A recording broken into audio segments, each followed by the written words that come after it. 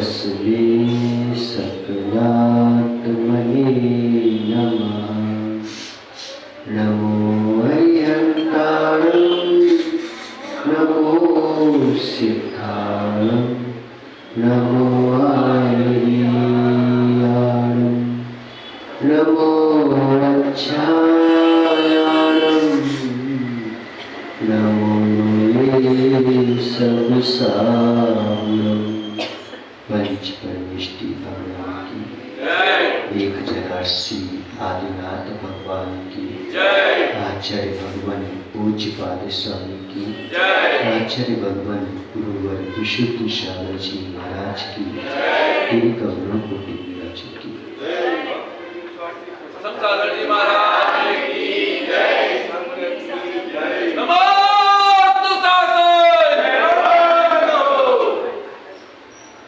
मनुष्यों, हमें जीवन में संस्कार के बाद संस्कार की आवश्यकता है। वैराग के बाद वैराग की आवश्यकता है। वैराग के बाद अगर वैराग को कायम नहीं रखा तो वैराग विसर्जित हो जाता है। संस्कार के बाद अगर संस्कार को बना के नहीं रखा तो संस्कार कुसंस्कारों में परिवर्तित हो जाते हैं। ये तो वैराग को वैराग तब तक बना के रखो जब तक कि वीतरागता प्रकट ना हो जाए। संस्कार को संस्कार तब तक बना के रखो जब तक कि संस्कृति तुम्हारी ना बन जाए। आज बहुत गहरी बात बोल रहे हैं। हो जाता है व्यक्ति को आत्मज्ञान, लेकिन बना नहीं रह पाता आत्मज्ञान, बना नहीं रह पाता। बनाए रखने के लिए जितनी परिश्रम है, जितना भी पुरुषार्थ है, पुरुषार्थ इसीलिए किया जाता है कि हम बने रह जाए। आप देखो, कोई अमीर आदमी है, करोड़पति आदमी है, वह भी व्यापार करता है तो उसके बावजूद भी खाने को पूरा जीवन निकल जाए, लेकिन पूरा जीवन निकालने के बावजूद भी उसका व्यापार चलता रहता है, उसकी जो है फैक्ट्रियां चलती रहती, वो देखता रहता है। अब भाई तेरे को खाने पीने मिल गया, अब क्यों कर रहे हो? अरे हमारी संस्कृति चलती रहे, हमारी संतानें चलती रहे, इसलिए हम कर रहे हैं। ऐसे यहां पर बोल रहे हैं कि अपनी संस्कृति को बनाए रखने के लिए जितने पूजा कांड है, जितने क्रिया कांड है, आप अपनी संस्कृति को, संस्कारों को कायम रख सके, उसी के लिए है। अनुपेक्षाओं का चिंतन आचार्य भगवंतों ने दिया। अनुपेक्षाओं का चिंतन का स्वरूप जो है वह ध्यान नहीं है। चिंतन का स्वरूप जो है वह ज्ञानात्मक है, ज्ञानात्मक है। ध्यानात्मक तो एकाग्र चिंता निरुद्ध ध्यान मंत्र मूर्तात्। वैराग परक चिंतन से चिंतन आपकी धारा में बनता रहता है, बनता रहता है, बनता रहता है, तो वह एक दिन ध्यान का रूप ले लेता है। और जिसने चिंतन करना बंद कर दिया उसका चित्त जो है चिंता में व्यथित हो जाता है, कुंठित हो जाता है। वह चिंतन जो आप पढ़ते हो राजा राणा छत्रपति हातिम के इस बार, ये क्या कोई ध्यान है क्या?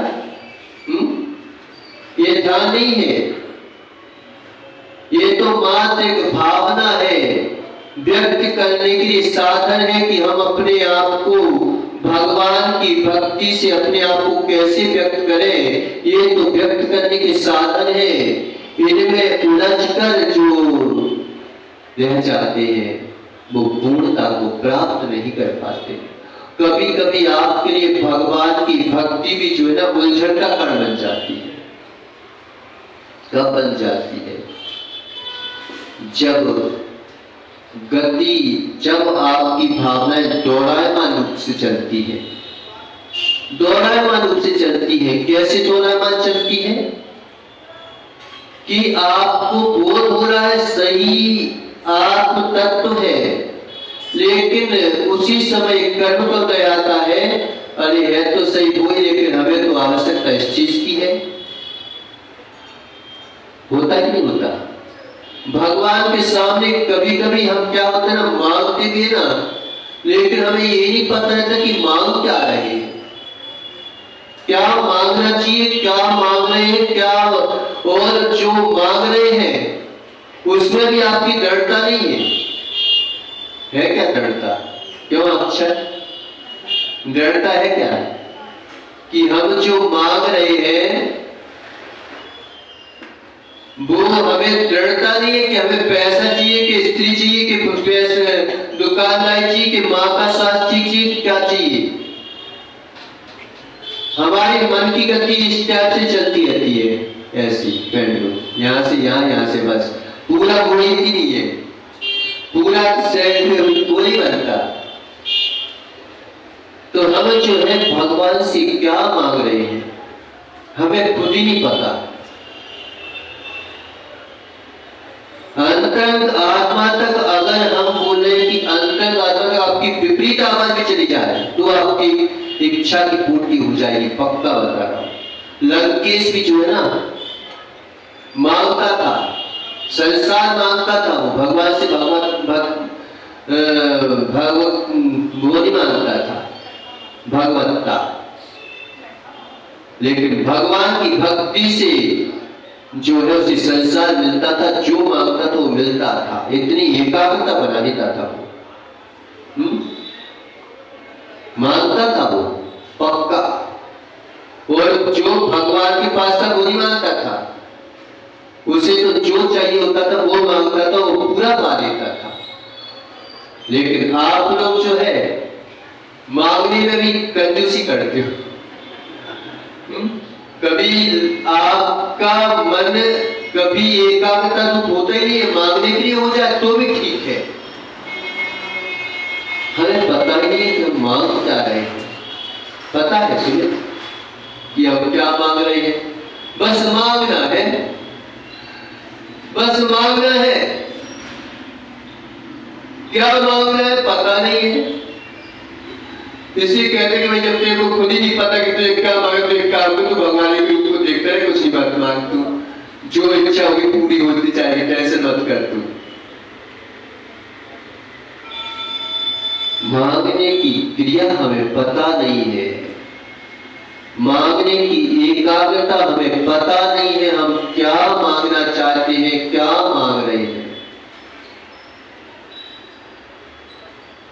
कई बार ऐसा होता है, एक भिखारी था तो वो मांगता तो पता अशोक भैया उसे पैसे दे देते कि बाबूजी भूखा हूं, कुछ दे दो, कुछ कृपा हो जाए, कुछ दया हो जाए, मेरे ऊपर कुछ आपकी कृपा बरस जाए। तो दयालु थे, दे दिया। अब दे दिया तो उसने मातुकते कि भाई ये ले लो भाई, कुछ खाने को दे दिया। अब वो क्या सोचता है पता, अरे यार कैसा जी अशोक है, सो ऐसे बैठा हूं, खाने के लिए तो 50 लोग दे जाते हैं, लेकिन मुझे फिल्म देखना उससे कोई नहीं देता। अब अंदर चाह बैठे फिल्म की मांग रहा कि मैंने सीधा बोल दिया इससे अशोक से कि फिल्म जाना है, तो क्या खाने के लाने पड़े तो ये फिल्म जाना है, अगर सीधी बोल देगा, लेकिन जाने की तो उसको फिल्म की इच्छा है, जाने की फिल्म की इच्छा है, लेकिन मांग रहा है क्या? मांग रहा है भाई खाने को दे तो पेट भर जाए। कई कई ऐसे होते हैं बेकारी पता कैसे कि मांगने आए सुबह सुबह से कि बाबूजी आप तो जैन हो, आप तो कृपालु हो, आप तो दयालु हो, कुछ दे दो, भूखा हूं, 3 दिन से कुछ खाया नहीं है। तो धर्म क्या बोलता है, पहले एक बात बता, क्योंकि बढ़िया है ऐसे तो ना दे देगा, पहले पूछेगा, परखेगा, देखेगा, ठोक बचा के देगा।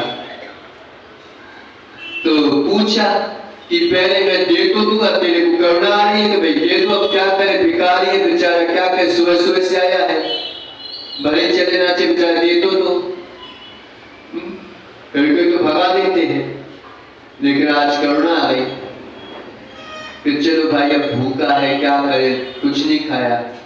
तो इन्होंने बोला कि देख भाई मैं तेरे को दे देता हूं, पहले एक बात बता, तू मेरे पैसों का कहीं दुरुपयोग तो नहीं करेगा, कहीं फिल्म तो नहीं जाएगा, कहीं दारू वगैरह तो नहीं पिएगा, पहले बता कि इसका प्रयोग तो नहीं करेगा। तो वो क्या बोलता है पता, अरे बाबू 3 दिन से भूखा हूं, मैं उस पैसे का ऐसा प्रयोग क्यों करूंगा, उसके लिए तो मेरे पास पहले से ही है, उसके लिए तो पैसे रखे हुए हैं मेरे पास, अगर कोई दिन हो तो अभी तक चला नहीं आता है, मैं तो खाने के लिए चाहिए। हंसते हो क्या, ऐसी स्थिति हमारी होती क्या कि कई बार हम भगवान से देखें कि क्या मांगना चाहिए, क्या मांग रहे हैं, हमें मांगने का ही पूरा विश्वास नहीं है। एक तो विश्वास ही नहीं कि मिल जाता है, और दूसरा विश्वास ये नहीं है कि हमें मांगना का, ये नहीं पता, हमें नहीं पता कि हम क्या चाहते हैं, क्या मांग रहे हैं। कभी अपनी इच्छा देखना, कहीं मां बीमार है तो लगता है कि बीमारी ठीक हो जाए, कभी लगता है कि वो तो ठीक है, वो तो ठीक हो जाएगी, कम से कम पैसा मिल जाता बहुत अच्छा रहता।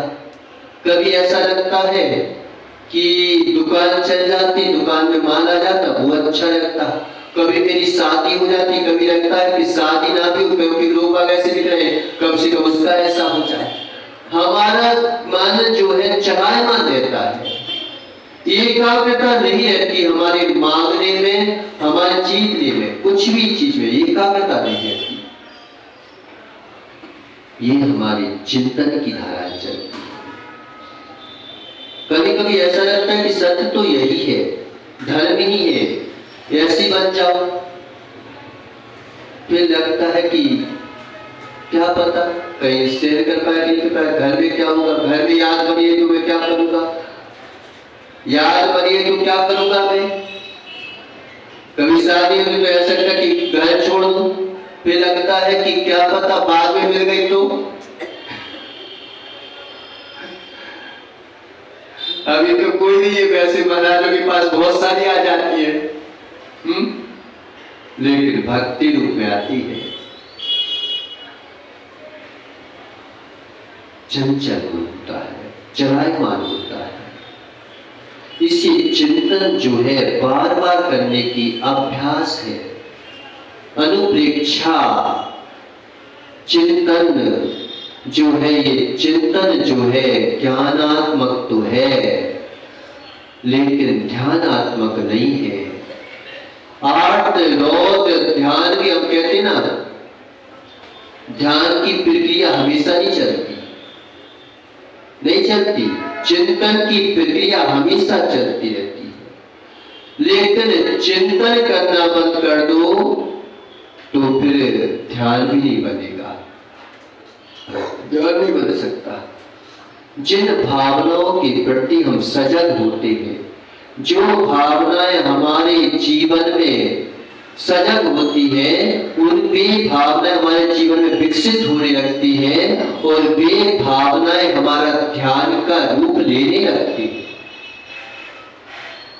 इसे भावना भाना कई बार हो सकता है, हजारों लाखों बार हो सकता है, दिन भर हो सकता है, कई कई वर्षों तक हो सकता है। भगवान भी जो है, बाहुबली भगवान 1 साल तक खड़े रहे, तो क्या 1 साल तक वो ध्यान में खड़े रहे क्या? 1 साल तक ध्यान में खड़े रहे? 1 साल तक ध्यान लगाए नहीं उनका, खड़े रहे, लेकिन 1 साल तक ध्यान नहीं लगा उनका। ध्यान तो जो है आ ई उ ई इतने में हो जाता मोक्ष,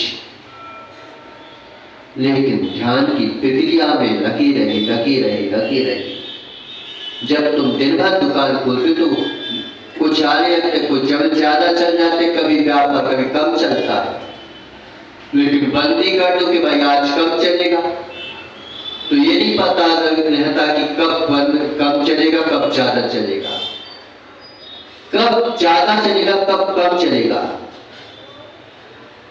तो यहां पर आचार्य भगवान क्या बता रहे, बता जाननपि मनस्तत्वम, यानी जानता हुआ भी अपने आत्म शुद्ध चैतन्य को जानता है। हर व्यक्ति जानता है, आत्मा की बातें हर दर्शन में मिलेगी आपको। अगर आत्मा को हटा दिया जाए तो दर्शन खोखला, जल ही नहीं सकता दर्शन, लेकिन आत्मा की बातों में जो भिन्नता देखी जाती है, कोई ज्ञान को भिन्न मानते हैं, कोई दीपक के समान ज्ञान को मानते हैं, इन चीजों में भिन्नता देखी जाती है। तो प्रति क्षण जो है अनिवार्यता रहती है कि जानम अप्यात्मानम, जानता हुआ भी किसको? आत्मानम, आत्म चैतन्य स्वरूप को, अंतरात्मा को जानता हुआ भी। जानता कि नहीं जानता? जानता है। जानता हुआ भी विविक्त भाविन्नपि, और शरीर आदि पर पदार्थों से भिन्न अनुभव करता हुआ भी। आप सोच रहे हो कि यहीं पे जो भिन्न आत्मा की बातें होती है, ऐसा नहीं है कि मात्र तुम्हारे जैन दर्शन में ये बातें होती है। भेद विज्ञान की बातें जो है, ऐसा मत समझना कि मिथ्या दृष्टि नहीं करता। मिथ्या दृष्टि भी जो है भेद विज्ञान की बातें कर लेता है। क्या जिस्म और रूह का रिश्ता अजब रहा, उम्र भर साथ रहा, ताल्लुक ना हुआ। क्या है ये? यानी आप तो पर पदार्थों से भिन्नता की बात कर रहे हो, और यहां पर किसके? शरीर और रूह यानी आत्मा का रिश्ता चल रहा, यानी हमेशा एक साथ मिले रहे, एक साथ रहे, एक क्षण भी संसार में इसने छोड़ा नहीं। लेकिन आज तक इनका परिचय नहीं हो पाया। कभी किसी के शरीर का परिचय आत्मा से नहीं हुआ, और आत्मा का परिचय शरीर से नहीं हुआ, आज तक नहीं हुआ। अब बताओ, तुम जो भेद विज्ञान की बातें करते हो, वह भेद विज्ञान जो है एक मिथ्या दृष्टि भी उसी भेद विज्ञान की बातें करता है। आचार्य भगवान ऐसा सोचते हो कि अब इसको बिल्कुल जो है बोध हो गया, समझने लगा अशोक कि मेरे को बोध हो गया। देख रहे होंगे, लेकिन मालूम चला कि इतना इतना इतना डीप में जाने के बावजूद भी मिथ्या नहीं छूटा, नहीं छूटा मिथ्या। जो कल्पनाएं थी, सारी की सारी कल्पनाएं बिल्कुल एक जैसी होने पर भी एक जैसी। रास्ता तो सबका एक होता है, लेकिन एक ही रास्ते पर चलते हुए सबका अनुभव अलग अलग होता है। एक साथ चलते हुए भी एक जैसा अनुभव नहीं हो पाता, नहीं हो पाता। एक रोटी खाते हुए भी रोटी का स्वाद एक जैसा नहीं रहता सबके। जब आदमी बीमार हो, वही रोटी खा रहा है, लेकिन वही रोटी उसे कड़वी लग रही है, और एक व्यक्ति को वही रोटी मीठी लग रही है। जब बहुत भूख लगती है तो सूखी रोटी भी जो है मिठाई से कम नहीं लगती, और जब भूख नहीं होती तो अच्छी खासी रोटी भी तुम्हें ऐसा लगता है कि कहां बना दी रोटी तुमने। एक ही रास्ते पर चलते हुए भी एक जैसा अनुभव नहीं होता। यहां तक कि भावनाओं को भाता हुआ भी जीव एक जैसा अनुभव नहीं करता। आप देखो तो असुचि भावना का वर्णन करो कि ये तो शरीर मन मूत्र का पिंड है, मन मूत्र का पिंड है, हाड़ मांस का चम्मम देह, ये चर्म से ढका हुआ है। इसमें मांस जो है रक्त पीव पिशाच ये सब भरे हुए हैं। क्या तू इसमें जो है राम करता है? लेकिन एक डॉक्टर उसको चीर देता है, सामने देख रहा है, क्या बैरागी है क्या? एक अगर तुम्हें कोई शरीर चाहते दुख दिख जाए, किसी का शरीर थोड़ा कटा हुआ दिख जाए, किसी जानवर का शरीर एक्सीडेंट में हो जाए तो उसके जो है हाड़ मांस निकल जाते हैं, उसे तुम देखना पसंद नहीं करते, ऐसा विवश दिखता है। लेकिन एक जीव जो है उसी में जिसमें तुम्हें गिरानी भाव पैदा हो रहा है, उसी को काट के और खा रहा। बताओ, बैराग की चर्चा करो तो क्या होगा? ऊपर की शरीर से तो राग कर लेते हैं, वही जीव जो है जो एक जीव को मार रहा है, लेकिन अपने ही बेटे का, अपनी ही पत्नी का कोई हत्या हो जाए, फिर देखो उसको देख नहीं पाता। देख पाता है क्या? क्या बैराग की बात की जाए? तुमने अभी तक 12 भावनाओं का चिंतन भी जो है ना गहराई से समझा जाए ना तो बहुत गहरा है। इतनी सारी 12 भावनाओं की क्या आवश्यकता थी? एक भावना से काम नहीं चल सकता था क्या? एक भावना से भी काम चल सकता था, लेकिन 12 क्यों थी?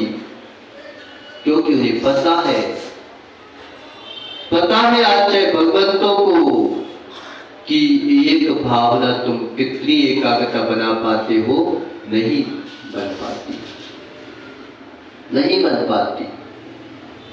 नित्य भावना की ये संसार नित्य है, सब जो है विलीन हो जाता है, बबूली के समान है, बिजली की तड़क के समान है। एक क्षण बिजली चमकती है, कहां विलीन हो जाती है पता नहीं चलता। समझ आ गया। फिर क्या कहता है जीव? ठीक है, अनित्य है तो रहने दो, मैं दूसरे को पकड़ लूंगा। अनित्य है ना, ये घर अनित्य है, मैं दूसरा भवन बना लूंगा। एक भवन अनित्य हुआ, दूसरा भवन अनित्य हो जाएगा।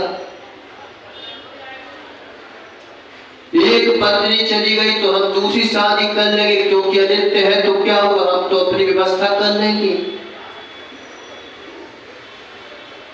पता है, उनको देख रहे होंगे कुंद गोस्वामी कि कितना माया चारी ग्रंथ युक्त है।